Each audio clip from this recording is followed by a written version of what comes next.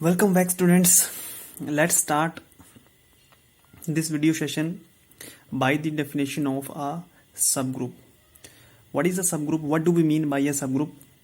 Let H and G be two groups under the same operation such that H is contained in G, then H is called a subgroup of G. Means group के अंदर group within a group is called a subgroup of G. Suppose this is our group G and there is another group H which is sitting inside this group G. So group के अंदर जो group होगा that is your subgroup. So this H will be your subgroup of G. Subgroup is nothing but a group. It will satisfy all the four properties of being a group. Subgroup group ही है, ठीक है.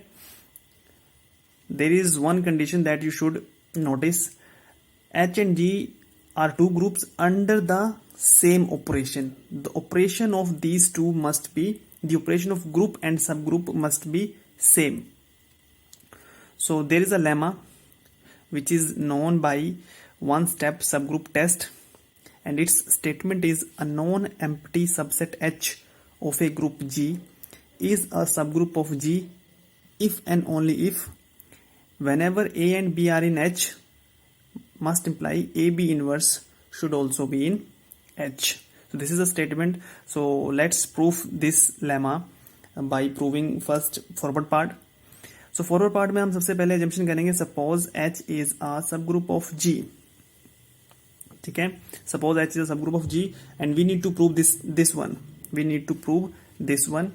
So let A and B belongs to H.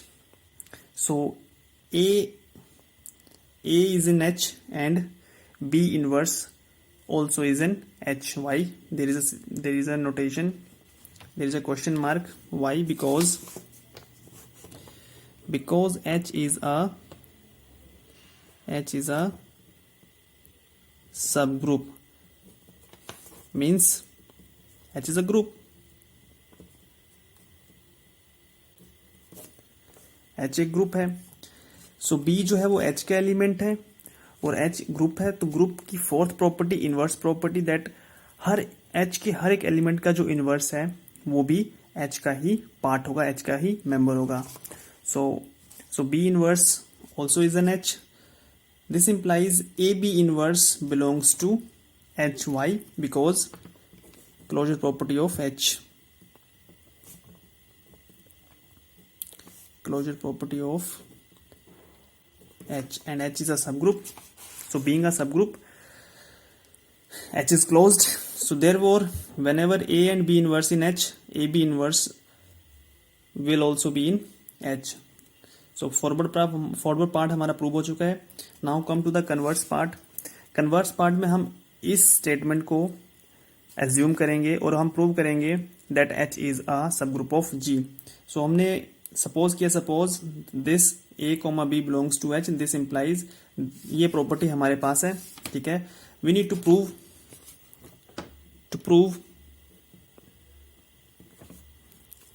H is a subgroup. हमें prove क्या करना है? We need to prove H is a subgroup. यानी हमें prove क्या करना है? H is a group. और ग्रुप को प्रूव करने के लिए हमें उसकी चार प्रॉपर्टीज को शो करना पड़ेगा. Now since H is non empty, this is given in the statement, a non empty subset H non empty है. So let A belongs to H. ठीक है, H नॉन एम्प्टी है, so H will have at least one non zero element. So हम ये assumption कैसे कर पा रहे हैं कि so let A belongs to H, ये एजम्पशन हम इसकी वजह से कर पा रहे हैं because H is non empty, so H will have at least one non zero element. So that's why we have taken let A belongs to H. Now taking taking B is equal to A, हमारे पास हमारी hypothesis क्या है, suppose A and B in H, this implies A B inverse is also in H. तो यहाँ पे हमने क्या किया है, बी को ले लिया A, taking B is equal to A, यहाँ पे बी को क्या रखो ए, तो हमारे पास क्या होगा A inverse, that is A inverse belongs to H, and A inverse will produce identity element because A is an element of H or H is contained in G, so A will be an element of G and G is a group, और group के हर एक element का inverse जो है वो group का ही part होगा। So group के हर एक एलिमेंट का इन्वर्स जो होगा वो भी ग्रुप का ही मेंबर होगा। So A inverse will produce identity, so identity in H, so H has identity, so identity हमारे पास प्रूव हो चुकी है कि एच के पास आइडेंटिटी है। सो नाउ हमें अब 3 प्रॉपर्टीज प्रूव करनी है, कौन कौन सी, closure, associative and inverse.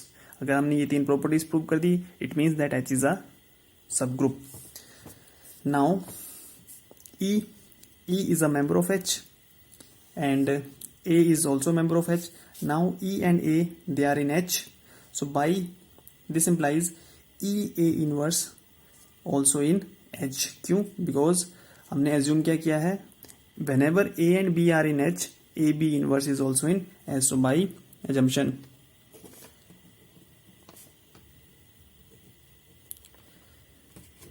Assumption, इस प्रॉपर्टी की हेल्प से हम ये चीज, इस स्टेटमेंट को, ये चीज इसको हम इंप्लाई कर सकते हैं by using this property. So this implies E A inverse is nothing but A inverse, so A inverse is H.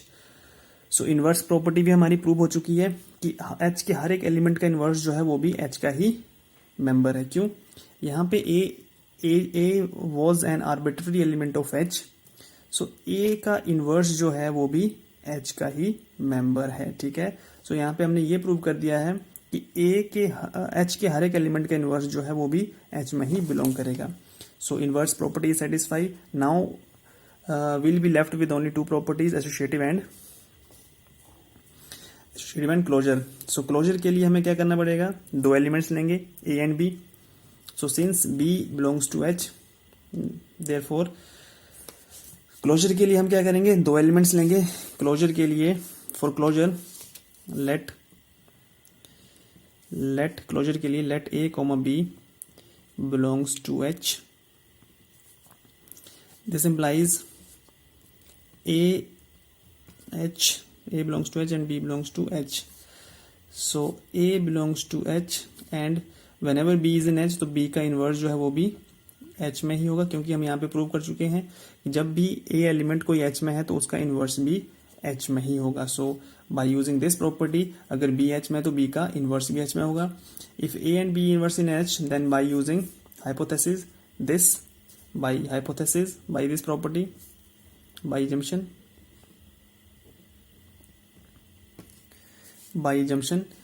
if A B inverse in H, then A B whole inverse they are also in H. So B inverse is nothing but B. So A B is in H. So therefore H is closed. So closure property satisfy होगी. Now the last property is associative. As H is contained in G and G is associative. G associative क्यों, क्योंकि G group है तो G जो है associative है, तो this implies H भी associative। और क्यों होगा H associative, because associative property A star B star C is equal to A star B, this is associative property and this is satisfied for all A B and C in G। ठीक है, ये जो associative property है ये G के हर एक elements के लिए सेटिस्फाई हो रही है। This property is satisfied for every element of G। तो क्या ये H के हर एक एलिमेंट के लिए ट्रू नहीं होगी, ये प्रॉपर्टी G के हर एक एलिमेंट के लिए ट्रू है। और H जो है H is a part of G, तो H के जो एलिमेंट्स हैं वो भी तो G के एलिमेंट्स हैं। जब ये प्रॉपर्टी G के हर एक एलिमेंट के लिए ट्रू है तो क्या ये H के हर एक एलिमेंट के लिए ट्रू नहीं होगी, yes, because H is a part of G। So